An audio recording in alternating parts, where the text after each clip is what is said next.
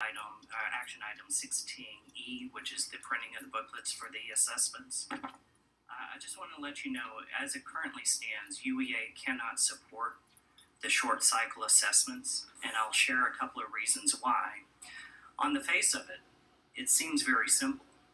Once the teachers have taught 3 weeks, a small 5 to 10 question assessment is given to take up to no more of 30 minutes of classroom time.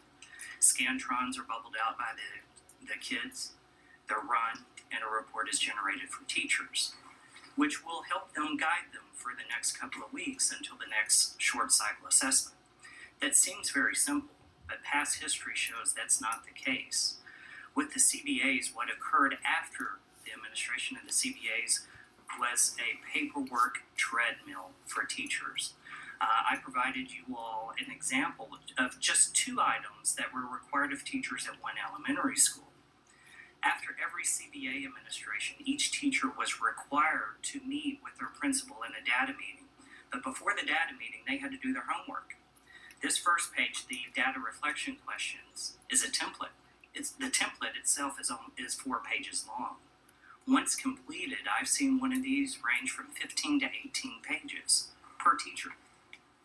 So this data reflection questions ask them to name what are the 5 strongest and 5 weakest SCs. Simple enough question until you make them write the description of the SC and determine the question that was tested. The second question, how many African American and Hispanic students do you have not meeting standards? So the teachers had to go through and pull each student data folder to determine who was African American, who was Hispanic, who was Caucasian, when our data smart system should have all of that in place. The third question, what successful strategies have you implemented? How have you measured your student success? This isn't a couple of sentences. This is very detailed. What have they been doing to monitor student progress? And what new interventions and strategies will you be implementing based on this data? And how will you monitor student progress and how often?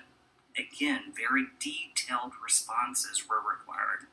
What type of errors led to the incorrect student answer? Again, very detailed. And please complete the intervention timeline listed below for deficient student expectations. And you'll see a chart that they had to fill out per student, per deficient student expectations, the interventions and monitoring tools that they were going to have to do. This was just one piece. The second part was a benchmark analysis chart where the teachers had specific instructions filled out on each SE. Why? I mean, if you look at the instructions, it's amazing.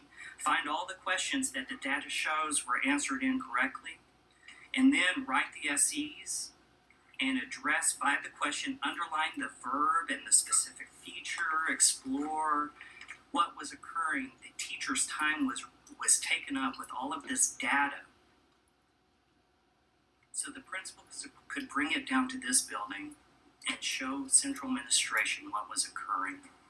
Teachers were required to have data binders on the corner of their desks, and they were told by multiple sources that is there for any central administrator if they walk into the room so they can pick it up and see what the data is in the classroom.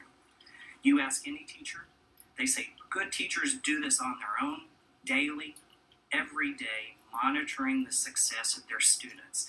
This is paperwork chase, plain and simple, to justify to central administration what's occurring.